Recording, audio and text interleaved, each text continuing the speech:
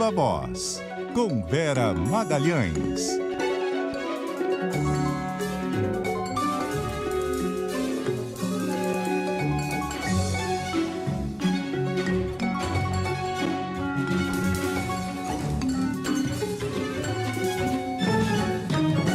Vera Magalhães, Viva Voz, tudo bem? Boa noite. Oi, boa noite, Bocardi, boa noite, Carol, boa noite a todo mundo que nos ouve e nos assiste num dia bastante quente na política brasileira. Oi, Vera, você se incomoda de começar falando aí já do presidente da Caixa, porque é o assunto que está aí, né, do momento agora, com a carta dele aí com pedido de demissão e o silêncio do presidente Jair Bolsonaro e toda essa acusação no decorrer do dia. Vamos inverter a pauta, embora esse não seja o assunto mais importante do dia, Bocardi, eu não vou perder muito tempo com ele, porque acho que a gente já falou mais cedo e porque está em curso uma votação de uma emenda constitucional importantíssima no Senado, que dá muitos poderes ao presidente da República.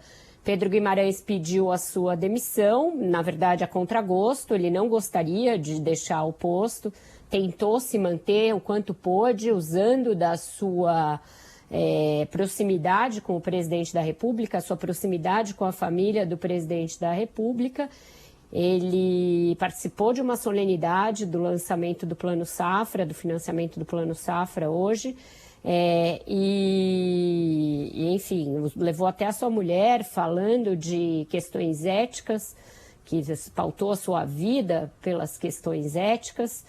E com isso, apesar disso, não conseguiu se sustentar na cadeira. Ele seria demitido, foi avisado desde ontem de que não poderia permanecer no cargo, tentou ir ao Palácio da Alvorada, se justificar para Jair Bolsonaro, mas ainda assim ficou insustentável a sua situação.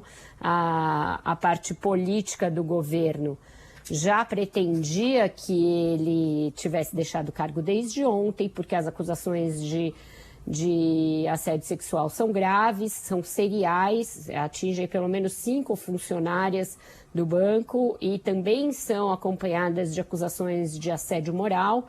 Então a situação dele se tornou insustentável e ela atingia Bolsonaro justamente num dos seus pontos mais fracos, né? Que é o fato de que ele já vai muito mal no eleitorado feminino, já tem falas e condutas ao longo da sua carreira política notadamente misóginas e machistas, e essa era mais uma que se somava a esse histórico, e num momento em que o Bolsonaro já enfrenta uma série de crises, né? A crise do MEC, a crise decorrente da morte do Dom Phillips e do Bruno Araújo na Amazônia, a crise do preço dos combustíveis que ele tenta aplacar com essa PEC flagrantemente inconstitucional que está sendo votada no Senado.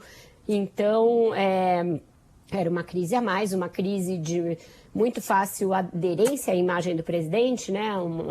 Uma denúncia de assédio sexual faz com que seja retomado todo o histórico de falas misóginas e condutas misóginas de Bolsonaro e da família, e vinha no momento em que ele tentava reforçar o laço com o eleitorado conservador, trazendo a pauta do aborto, essas discussões de cunho moralista e religioso para o cerne da campanha. Então isso não combinava em nada com a pauta conservadora do presidente, né? Porque você tem um presidente da Caixa que bota panca de conservador, mas que na verdade usava o seu cargo para assediar funcionárias e para realizar condutas absolutamente deploráveis, inclusive ameaçando aquelas que ousassem denunciá-lo e rebaixando aquelas que resistiam aos seus ataques, aos seus assédios. Então, uma demissão que vem tentar estancar essa crise. Quem deverá ser nomeada para o lugar do Pedro Guimarães é a principal assessora do Paulo Guedes, foi levada por ele para o Ministério da Economia, era seu braço direito, agora assumiu a Secretaria de Competitividade e Produtividade, que é a Daniela Marques. Atuou com ele no setor financeiro, tem experiência no setor financeiro e aí deverá ser confirmada como nova presidente da Caixa. Agora, Vera, assim como no caso Milton Ribeiro, mais uma vez o governo deixa que o presidente da Caixa saia a pedido, né? Parece um detalhe, mas é muito simbólico. Quer dizer, ele ficou ainda mais de 24 horas no cargo depois de que as denúncias vieram a público. E quando sai a pedido, numa carta, se dirigindo ao povo brasileiro, dizendo que as denúncias são falsas. E esse silêncio sepulcral do presidente da República, né? O único que falou ali mais próximo ao presidente foi o filho, o Flávio Bolsonaro, que ainda deu uma declaração dizendo que o Guimarães ia sair para que a denúncia não fosse usada contra o presidente e para preservar o próprio Pedro. Quer dizer, está tudo invertido, né? Tudo invertido, ninguém chega nem a condenar as denúncias, a dizer que elas são graves e que elas vão ser investigadas. Estava tudo parado na controladoria do banco, na corregedoria do banco, na ouvidoria, todas as denúncias que foram feitas, só se fez alguma coisa porque, de novo, né, chegou a imprensa, Carol, o presidente num silêncio sepulcral. E tem um pequeno detalhe que me chamou a atenção. Hoje ele recebeu um dos principais comunicadores da direita trumpista norte-americana, que está fazendo uma série de reportagens no Brasil.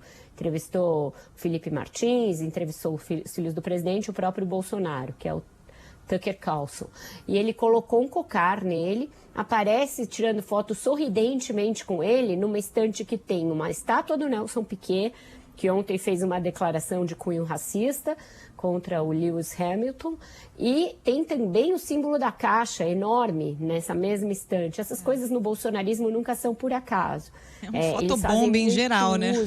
Eles fazem muito uso da semiótica e desses apitos de cachorro, né, como se chama no linguajar que diz respeito à direita mais radical, para chamar os seus apoiadores para dizer, olha, isso aqui é o que eu penso realmente sobre o assunto, qualquer outra decisão que eu dê tem esse caráter de evitar desgaste eleitoral. Então o recado ali era claro e não é por outra razão que o Bolsonaro não falou uma palavra sobre as acusações que pesam sobre o Pedro Guimarães, que é um dos seus principais apoiadores, né? Estava sempre na live e chegou a se autocolocar como cotado primeiro para substituir o Paulo Guedes, nos momentos em que tinha dúvida se ele ia permanecer, e depois, vejam só, para ser até vice do Bolsonaro, tamanha era a proximidade.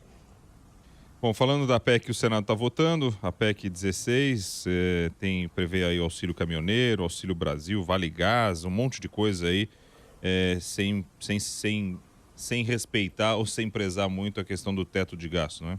Sem prezar praticamente nenhuma lei. Bocardi está juntando duas PECs, a PEC 16, que era aquela que originalmente preveria a compensação a estados e municípios pelo projeto que reduziu o ICMS, com a PEC número 1, que é uma PEC lá de 2016, que já previa uma série de questões tributárias, e as duas foram mexidas para abarcar um substitutivo do senador Fernando Bezerra Coelho, que estabelece que fica praticamente suprimida a vedação da lei eleitoral, praticamente não, suprimida qualquer vedação da lei eleitoral, não se considera para esse fim a regra de ouro da lei de responsabilidade fiscal e não se considera o teto de gastos. Então, são pelo menos 3 leis que estão sendo colocadas na gaveta para que o Bolsonaro possa dar, ao mesmo tempo, uma compensação a estados e municípios pela questão do ICMS,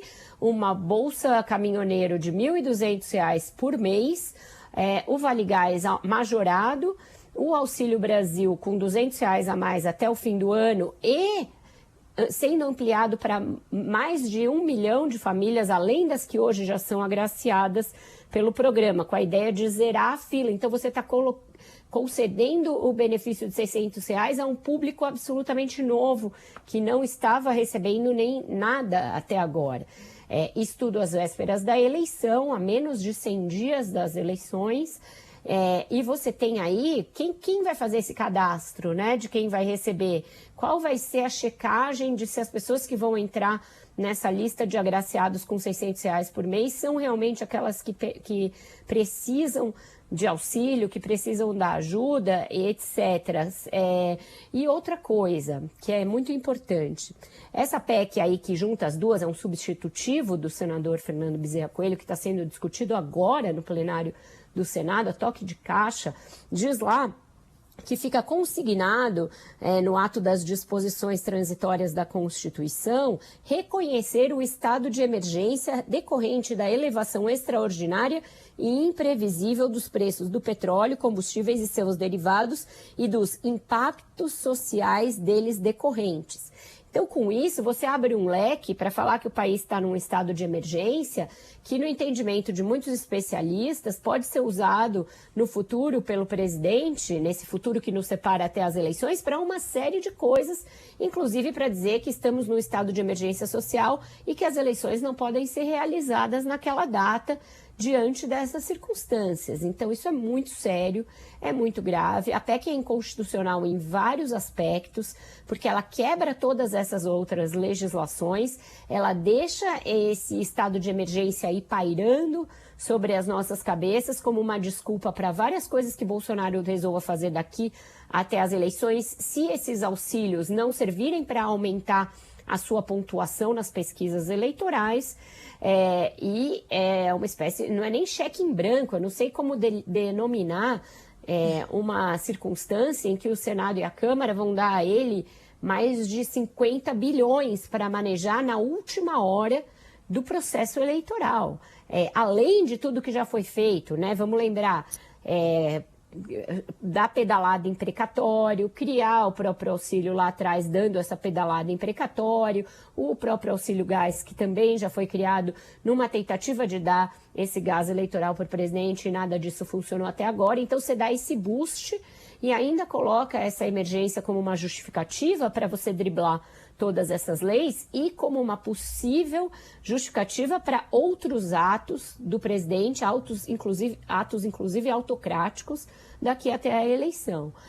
Todo mundo está falando, a PEC pode passar, mas ela é inconstitucional, será barrada no Supremo. Mas vocês percebem, aí vai ser uma outra situação em que o Supremo Tribunal Federal vai ser chamado a arbitrar uma situação, e aí o presidente vai dizer que o Supremo é contra o Brasil, como, aliás, o senador Fernando Bezerra Coelho está discursando agora no Senado, fazendo uma manifestação contra os ministros do Supremo, dizendo que ministros do Supremo não podem legislar. A gente está caminhando por um caminho muito, muito perigoso. Não é possível que o Senado e a Câmara achem que precisam dar essa carta em branco para o Bolsonaro e abrir esse precedente de você acabar com as vedações fiscais e as vedações da lei eleitoral há tão pouco tempo das eleições. Isso dá ao presidente um poder econômico que nenhum outro candidato dispõe. É abuso de poder econômico na veia, com fins eleitorais, além de ser essa brecha, repito, porque isso é importante, isso está passando batido pelos senadores, uma brecha para lá na frente você dizer, olha, estamos numa emergência, as eleições agora não são seguras, além do que as urnas não são seguras, enfim, tem já vários discursos postos na praça para legitimar uma futura tentativa, inclusive, de não realizar as eleições. E sem transparência nenhuma, né, Vera? Justamente para confundir a população mesmo, porque um governo que faz uma entrevista coletiva, foi o presidente Bolsonaro que deu entrevista, não foi o ministro, não foi ninguém. Foi o quê? Semana retrasada? Sei lá que dia que foi. Dizendo que o governo ia zerar o imposto, que os estados seriam compensados e tal. Aí o negócio começa a tramitar. Aí o relator da proposta dá um cavalo de pau. Não esquece esse negócio aí de compensar estado, vou mudar aqui, inventar uma outra história para dar auxílio gás, Bolsa Caminhoneiro, Auxílio Brasil, juntar tudo no mesmo pacote. E aí, no mesmo dia que ele apresenta o texto, já começa a ser discutido em plenário. É uma maluquice, né, Vera? Exatamente.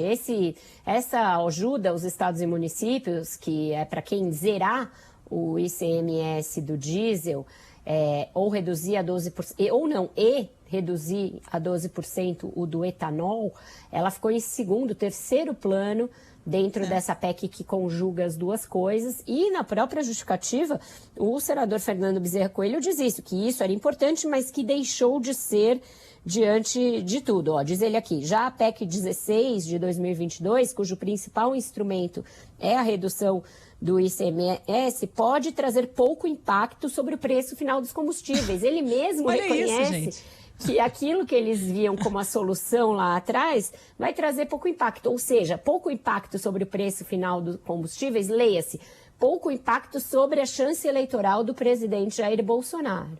Então era preciso dar mais, era preciso fazer outras medidas, e aí para isso você precisa rasgar toda a legislação vigente, rasgar a lei eleitoral, rasgar a regra de ouro, rasgar o teto de gastos para dar mais um boost eleitoral ao presidente da República. Isso é um escárnio, é um escândalo. É típico de democracias que vão sendo corroídas, tipo Hungria, tipo Polônia, em que você usa votações de alterações na Constituição para enfraquecer o próprio sistema legal, o arcabouço institucional e os freios do governante em questão. O governante vai se tornando mais poderoso porque o Congresso concorda em votar medidas que dão esse poder a ele, sem perceber o que está no escopo das tentativas.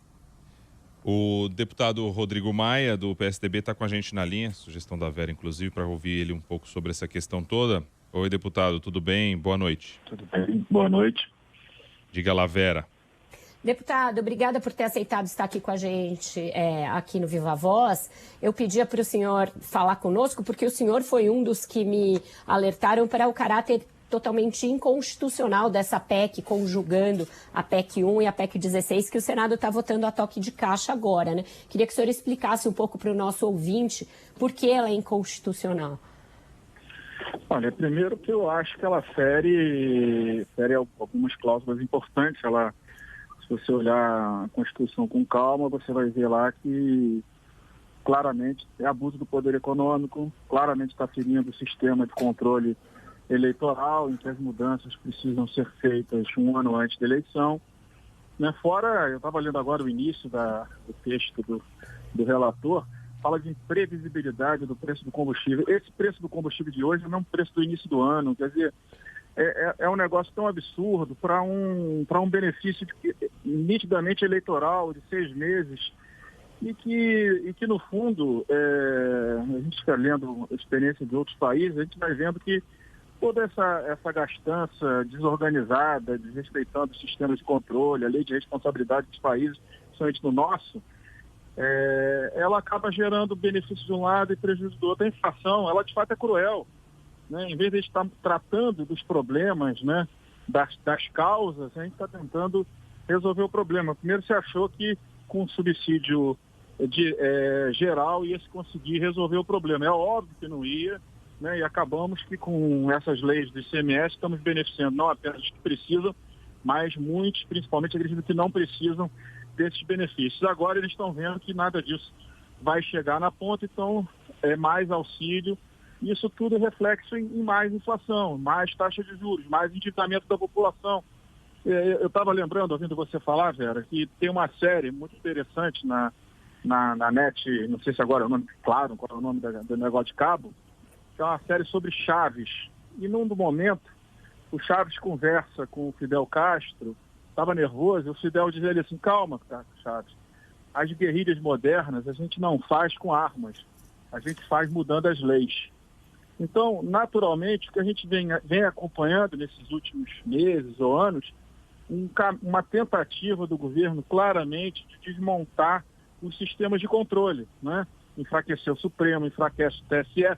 De alguma forma, o parlamento se auto-enfraquece, uma autodestruição do seu poder, das suas prerrogativas, quando aceita esse tipo de tramitação dessa forma e de outras matérias claramente inconstitucionais. Você vê a questão da enfermagem, se aprova uma lei, depois se descobre que a lei é inconstitucional, tem que se aprovar uma emenda constitucional para depois mandar o projeto de lei que já está aprovado há meses, está lá na gaveta da Câmara, para o presidente da República, senão caracteriza inconstitucionalidade em tudo. E vai caracterizar de qualquer jeito, porque o Supremo já disse que uma lei aprovada inconstitucional, uma emenda que vem para sanar é inconstitucional. Então, todos esses afogadilhos para se tentar resolver problemas, pressões da sociedade em momentos de crise como essa, tudo isso, para mim, vai gerando essa destruição dos sistemas que foram construídos ao longo de anos no Brasil, não apenas o fiscal, mas o eleitoral. Isso tudo é desastroso, porque a reação dos atores econômicos vai ser uma reação muito difícil. A crise que a gente vive aqui, essa crise existe também no resto do mundo. A pós-pandemia, cada um tem que olhar a crise da inflação mundial, como é que resolve os seus problemas de forma local. Então não tem solução da forma como está se colocando, e sem dúvida nenhuma é uma coisa absurda você querer aumentar um auxílio no final da eleição, acabou a eleição, chama o eleitor e fala: muito obrigado pelo voto, agora você vai perder toda todo esse benefício que você tem, e a inflação vai continuar, ou vai continuar subindo, não vai continuar no mesmo patamar, vai continuar piorando.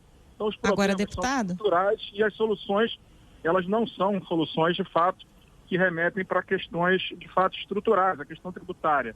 Em vez de discutir a reforma tributária dos impostos indiretos, fica-se trabalhando para destruir os estados. Então, é uma questão até federativa muito grave. Deputado, o senhor vislumbra a possibilidade da oposição questionar isso juridicamente, seja no Supremo, seja até no âmbito eleitoral, porque a gente tem uma série de medidas aí em ano eleitoral a despeito desse decreto de emergência, porque são medidas, de certa forma, populares, né? De conceder um maior auxílio. Como é que fica isso? Não é fácil. Quem comandou, quem relatou a matéria do ICMS dos estados foi um senador do PT, né? Então você vê que o processo eleitoral vai contaminando os políticos e vai todo mundo saindo um pouquinho do eixo da sua responsabilidade, do seu papel, todo mundo olhando a eleição, né? Como se a eleição fosse resolver todos os problemas. A gente sabe que não é assim que se resolve os problemas. Então, de fato, é difícil você olhar, né, um auxílio para R$600, né, um auxílio caminhoneiro, falar que essas pessoas não precisam. Claro que a inflação, como eu disse, a inflação é cruel, e é cruel principalmente com os mais pobres, com a classe média baixa, né, com esses aí, com mais de 30 milhões de pessoas passando, né, fome no Brasil. Então, a gente olha, vê que na hora que se coloca um negócio desse na frente é muito difícil, mas algumas pessoas precisam fazer o debate, sem atacar A, sem atacar B, mas dizendo, olha, isso aqui fere frontalmente o sistema de controle eleitoral, né? É abuso do poder econômico, parece que né? Vai enfraquecendo o sistema e não resolve o problema do mais pobre. Exato. Porque quando você olhar o valor real dos R$400 hoje em relação ao que era 2 anos atrás, você vai ver que se perdeu muito por causa da inflação. Então não adianta a gente querer soluções mágicas, elas não existem, né? É muito mais fácil falar que pode se dar, e está se olhando o processo da pandemia. A pandemia foi um momento muito atípico, aquele período de 2020, onde a economia mundial parou. E ela parando, todo mundo teve que ampliar gastos, mas aquilo ali foi outro momento, e que gerou, no pós-pandemia, né, efeitos na atividade econômica, na cadeia produtiva de muitos setores. Então, a gente tem que ter paciência, tinha que ter se pensado essas soluções lá atrás, né? Quer dizer, o auxílio emergencial de 400, ela foi criado lá atrás. Então, não adianta agora inventar que tem uma questão imprevisível. Não tem imprevisibilidade nenhuma. Eu estava olhando agora no site, desculpa, eu estava vendo o preço do petróleo de hoje, parece que é o mesmo, ou muito parecido, com o preço do petróleo de fevereiro de 22. Não tem imprevisibilidade nenhuma nesse processo. Pode ter atraso ou incompetência, mas imprevisibilidade não. A gente vai ter que encerrar daqui a pouco. Eu queria só ouvir o senhor sobre essa questão da palavra emergência e risco social colocada ali, inserida na Constituição, se isso pode ser uma janela para o presidente tentar algum tipo de excepcionalidade, inclusive que leve a cancelar a eleição mais adiante. Se o senhor puder ser breve a esse respeito, o senhor também vê esse risco? Cancelar a eleição não, mas abre uma janela para tudo, e abre uma janela para o próximo governo também. Como é que desmonta tudo? Com todas essas excepcionalidades sendo construídas, colocadas na Constituição. Aí que eu acho que vai ser muito importante, tanto o Supremo Tribunal Federal, o TSE e o Tribunal de Contas da União, que não participam do processo eleitoral, que não dependem de voto, que têm, né, as suas nomeações são permanentes até a sua aposentadoria, exatamente para isso que eles têm essa proteção, que os sistemas de controle possam agir, né, e frear, né, os excessos, muitas vezes de boa vontade, de boa fé, mas os excessos que parece que essa PEC patrocinada pelo governo e por parte do Congresso estão encaminhadas, estão caminhando. Então, acho que seria importante que aqueles que não vão disputar a eleição e que compõem os sistemas de controle do Brasil, que atuem, que deixem claro que de forma nenhuma vão poder aceitar que coisas que não são imprevisíveis, soluções que não são dadas dessa forma, precisam de soluções estruturais que dessa forma não podem avançar. Eu espero que a gente possa continuar tendo, tanto no Supremo como no TSE e no TCU, né, os que controlam, né, os sistemas de controle no Brasil, eles possam atuar de forma enérgica e compreender que para o brasileiro mais simples, muito melhor a redução da inflação, a redução da taxa de juros, né, o crescimento da economia do que soluções que são milagrosas, que no fundo, no final, a gente sabe que são os mais pobres que vão acabar pagando essa conta desse falso benefício de curto prazo. Obrigada.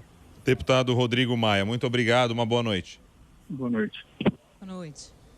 Diga lá, Vera, vamos fazer o fecho aqui? Ou direto? Encerramos, né? Boa noite. Acho que ficou claro aí a importância disso que está sendo votado, está sendo transmitido pela TV Senado. A gente volta aí ao longo da programação com mais informações. Valeu, boa noite, viva a voz.